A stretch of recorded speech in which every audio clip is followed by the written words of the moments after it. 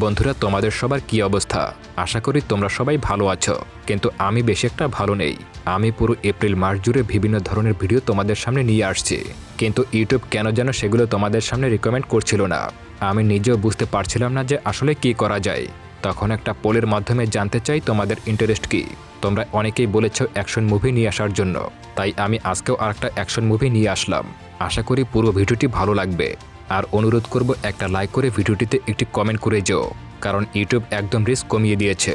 তাই এখন তোমাদের দায়িত্ব আমাকে সাহায্য করা। তো আর বেশি কথা না বলে চলো সরাসরি গল্পটা শুরু করা যাক। মুভির শুরুতেই আমরা 1962 সালের ফ্রান্সের একটি দৃশ্য দেখতে পাই। সেই সময় ফ্রান্সের প্রেসিডেন্ট চার্লস আলজেরিয়াকে একটি স্বাধীন দেশ হিসেবে স্বীকৃতি দিয়েছিল। তার এই ঘোষণায় ফ্রান্সের কিছু নাগরিক সন্তুষ্ট হলেও একটি বড় অংশ প্রেসিডেন্টের উপরে ক্ষুব্ধ হয়ে যায়, কারণ তারা আলজেরিয়াকে ফ্রান্সের উপনিবেশ হিসেবেই দেখতে পছন্দ করত। প্রেসিডেন্টের এই সিদ্ধান্তের প্রতিবাদে কিছু কঠোরপন্থী আর্মি অফিসার গোপনে একটা নতুন দল গঠন করে, যার নাম দেওয়া হয় সিক্রেট আর্মি অর্গানাইজেশন। এই দলের নেপথ্যে ছিল থাইরি বাস্তিয়ান। সে তার সঙ্গীদের নিয়ে প্রেসিডেন্ট চার্লসকে সরিয়ে দেওয়া বা হত্যা করার জন্য নীলনকশা তৈরি করতে শুরু করে। পরিকল্পনা অনুযায়ী প্রেসিডেন্টের গাড়িবহর যে রাস্তা দিয়ে যাবে সেখানে তারা ভারী অস্ত্রসহ ওত পেতে থাকবে।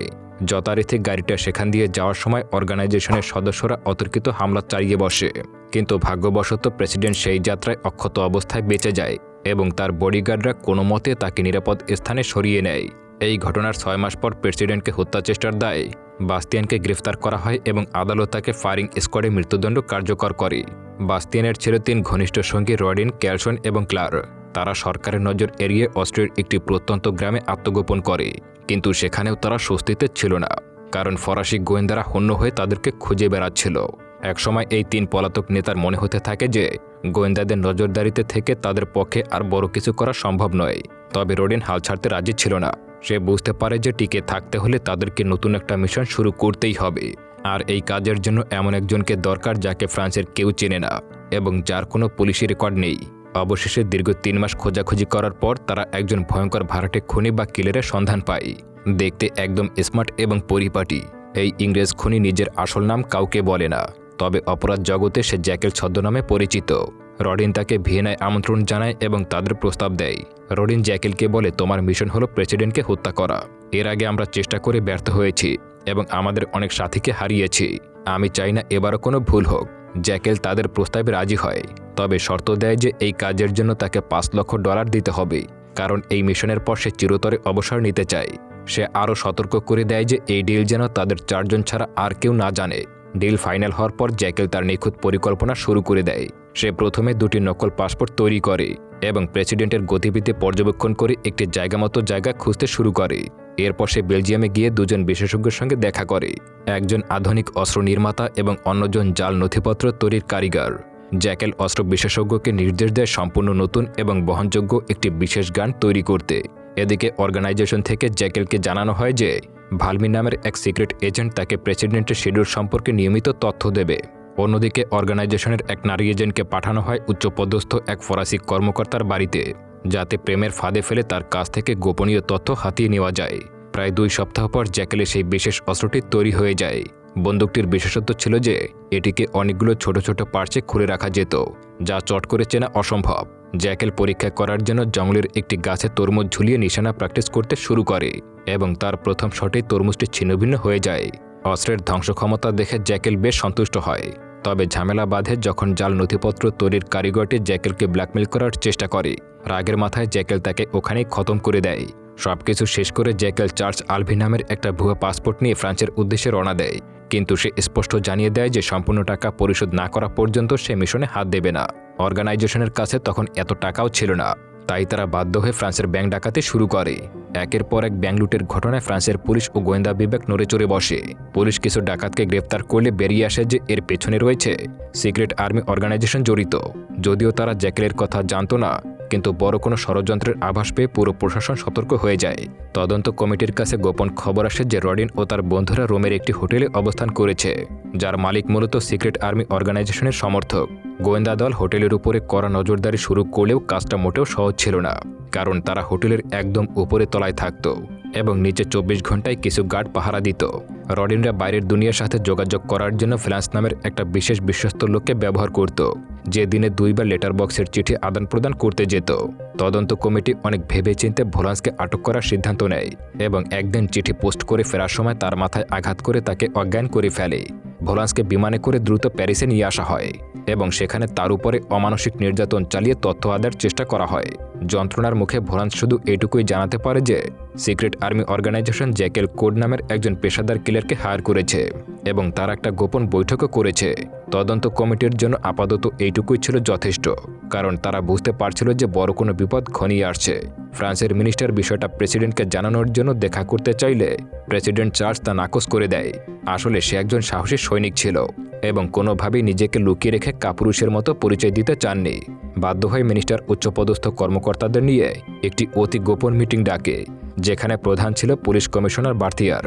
বার্থিয়ার সবাই স্পষ্টভাবে জানিয়ে দেয় যে জ্যাকেলের নামে কোনো অপরাধের রেকর্ড বা তথ্য তাদের কাছে নেই, তাই তাকে খুঁজে বের করা এক প্রকার অসম্ভব হয়ে যাবে। জ্যাকেলকে খুঁজে বের করার গুরুদায়িত্ব দেওয়া হয় ডেপুটি কমিশনার ক্লাউডকে, যাকে সব ধরনের সুযোগ সুবিধা ও ক্ষমতার নিশ্চয়তা দেওয়া হয়। ক্লাউড তার সহকারী ক্যারেটকে সাথে নিয়ে পৃথিবীর বিভিন্ন গোয়েন্দা সংস্থার সঙ্গে যোগাযোগ করা শুরু করে এবং জ্যাকেল কোড নামের রহস্য উন্মোচনের চেষ্টা চালিয়ে যায়। এদিকে বড় একটি ভুল করে বসে অফিসার ক্লার্ক। সে মোহে পড়ে ড্যানিস নামের সেই নারী এজেন্টকে গোয়েন্দাদের গোপন সব পরিকল্পনার কথা বলে দেয়। ড্যানিস সুকৌশলে সব তথ্য সিক্রেট অর্গানাইজেশনের কাছে পৌঁছে দেয় এবং নিজে আত্মগোপন করতে লন্ডনে পাড়ি জমায়, যেখান থেকে সে এজেন্ট ভালমিকে প্রেসিডেন্টের সব মুভমেন্ট সম্পর্কে আপডেট দিতে শুরু করে। অন্যদিকে লন্ডনে প্রেসিডেন্টের নিরাপত্তা নিয়ে কাজ করছিল ইন্সপেক্টর থমাস। ব্রিটিশ পুলিশ তখন দুটি প্রধান সূত্রের উপর ভিত্তি করে কাজ শুরু করে দেয়। প্রথম সূত্রটি ছিল চার্লস ক্যাথপ নামের এক সন্দেহভাজন লোক, যে আগে ডোমিনিকান রিপাবলিকের এক কর্মকর্তাকে হত্যার সঙ্গে জড়িত ছিল। দ্বিতীয় সন্দেহজনক তথ্যটি ছিল আরও চাঞ্চল্যকর। ফ্রান্সে আসা নতুন পাসপোর্টধারীদের রেকর্ড চেক করলে দেখা যায় পল অলিভার নামে একজনের নামে নতুন পাসপোর্ট ইস্যু করা হয়েছে, অথচ আসল পল অলিভার 2 বছর বয়সের আগেই মারা গিয়েছিল। জ্যাকেল যে মৃত ব্যক্তির পরিচয় ব্যবহার করেছে তা গোয়েন্দার কাছে পরিষ্কার হতে শুরু করে। এজেন্ট ভালমি জ্যাকেলকে সতর্ক করে জানায় যে মিশনটি এখন অনেক বেশি জটিল হয়ে গেছে, কিন্তু জ্যাকেল পিছু হটতে রাজি ছিল না। সে কিছুটা আত্মগোপনের জন্য ফ্রেস নামের একটা ছোট্ট শহরে চলে আসে এবং সেখানে ব্যারেস নামের এক অভিজাত মহিলার সঙ্গে সময় কাটাতে শুরু করে। ডেপুটি কমিশনার ক্লাউড হোটেলের রেকর্ড চেক করতে করতে যখন পল অলিভার হাদিস পায়, তখন সে বিশাল সেনাবাহিনী নিয়ে সেই হোটেলে অভিযান চালায়। কিন্তু ক্লাউড পৌঁছানোর আগে জ্যাকেল সেখান থেকে সটকে পড়ে, যা ক্লাউডের মনে সন্দেহ আরও বাড়িয়ে দেয়। ক্লাউড তখন সেই হোটেলের ম্যানেজার ও সংশ্লিষ্টদের জিজ্ঞাসাবাদ করলেও জ্যাকেলের কোনো সুনির্দিষ্ট হদিস পাচ্ছিল না। অন্যদিকে পুলিশের হাত থেকে বাঁচতে জ্যাকেল দ্রুত গাড়ি নিয়ে পালানোর সময় একটা দুর্ঘটনার কবলে পড়ে যায়। পুলিশের ঝামেলায় পড়ার ভয় সে গাড়ি ওখানে ফেলে ওখান থেকে পায়ে হেঁটে দ্রুত সরে পড়ে। গাড়ির দুর্ঘটনার পর জ্যাকেল সরাসরি ব্যারেন্সের বাড়িতে চলে যায়। প্রথমে ব্যারেন্স তাকে আশ্রয় দিতে না চাইলেও জ্যাকেলের ব্যক্তিত্বে মুগ্ধ হয়ে শেষ পর্যন্ত রাজি হয়ে যায়। কিন্তু সেই রাতে ব্যারেন্স জ্যাকেলকে প্রশ্ন করে বলে, তুমি চলে যাওয়ার পর পুলিশ এসেছিলে এবং তোমার সম্পর্কে জানতে চেয়েছিল। আসলে তুমি কে? আমাকে সব বলতে পারো, আমি কাউকে কিছু জানাবো না। ব্যারেন্সের এই অতি কৌতূহলী তার জন্য কাল হয়ে দাঁড়ায়। জ্যাকেল কোনো ঝুঁকি না নিয়ে ঠান্ডা মাথায় ব্যারেন্সের গলা টিপে তাকে ওখানেই মেরে ফেলে। এরপর সে নিজেকে নতুন রূপে সাজিয়ে নেয় এবং এয়ারপোর্ট থেকে চুরি করা অন্য এক ব্যক্তির পাসপোর্ট ব্যবহার করে ব্যারেন্সের গাড়ি নিয়ে প্যারিসের উদ্দেশ্যে রওনা হয়। কয়েক ঘন্টা পর ব্যারেন্সের সারা শব্দ না পেয়ে তার পরিচারিকা ঘরে ঢুকে তার মৃতদেহ দেখতে পায়। খবর পেয়ে ডেপুটি কমিশনার ক্লাউড দ্রুত সেখানে পৌঁছে যায় এবং সারা দেশে জ্যাকেলের চুরি করা গাড়িটির সন্ধানে তল্লাশি জারি করে। পুলিশ গাড়িটিকে খুঁজে পেলেও জ্যাকেল ততক্ষণে বেরের মধ্য দিয়ে পালিয়ে গেছে। প্যারিসের প্রতিটা হোটেলে তল্লাশি শুরু করলেও জ্যাকেল ছিল সবার চেয়ে এক কদম এগিয়ে। সে কোনো হোটেলে না গিয়ে চালাকি করে একটি তুর্কি বাথ হাউজে আশ্রয় নেয়। সেখানে নিজের কথার জাদুতে ফ্রান্সের এক ব্যবসায়ীর সঙ্গে সুসম্পর্ক গড়ে তোলে এবং তার আমন্ত্রণে তার বাড়িতেই অতিথি হিসেবে উঠে যায়। আর মূলত এটাই ছিল জ্যাকেলের মূল উদ্দেশ্য। এদিকে ক্লাউডের মনে অফিসার ক্লারার উপর সন্দেহ জাগতে শুরু করে। সে গোপনে ক্লারার ফোনে ট্যাপ করে এবং কাউন্সিলরের সবাইকে শোনায় যে ক্লারার অজান্তেই তার মাধ্যমে সব তথ্য লিক হয়ে যাচ্ছে। নিজের এই চরম ব্যর্থতা আর অপমান সহ্য করতে না পেরে ক্লারা আত্মহত্যা করে। ফোন কল রেকর্ড থেকে ক্লাউড নিশ্চিত হয়ে যায় যে জ্যাকেল আগামী 25 আগস্ট লিবারেশন ডের অনুষ্ঠানে প্রেসিডেন্টকে আক্রমণ করবে। দ্বিতীয় বিশ্বযুদ্ধের বীর যোদ্ধা প্রেসিডেন্ট চার্লস ছিল অকুতোভয়, তাই কড়া নিরাপত্তা সত্ত্বেও সে স্বাধীনতা বার্ষিকীর অনুষ্ঠানে যোগ দিতে অটল থাকে। অন্যদিকে জ্যাকেল তার মিশন শেষ করার জন্য পাগল হয়ে যায় এবং সেই ব্যবসায়ীকে হত্যা করে যার বাড়িতে আশ্রয় নিয়েছিল। 25 আগস্ট সকালে জ্যাকেল একজন পঙ্গু বৃদ্ধের ছদ্মবেশ ধারণ করে এবং অনুষ্ঠানের এলাকায় প্রবেশ করে। পাহারারত পুলিশ সদস্যরা তাকে সাধারণ বৃদ্ধ ভেবে চেকপোস্ট পার করতে দেয়। জ্যাকেল কৌশলে অনুষ্ঠানের একদম কাছের একটি উঁচু বিল্ডিংয়ের টপ ফ্লোরে একটা রুম দখল করে নেয়। সেখানে সে নিজের আসল রূপে ফিরে আসে এবং ছোট ছোট পার্টসগুলো জোড়া দিয়ে সে তার স্পেশাল গানটি অ্যাসেম্বল করে।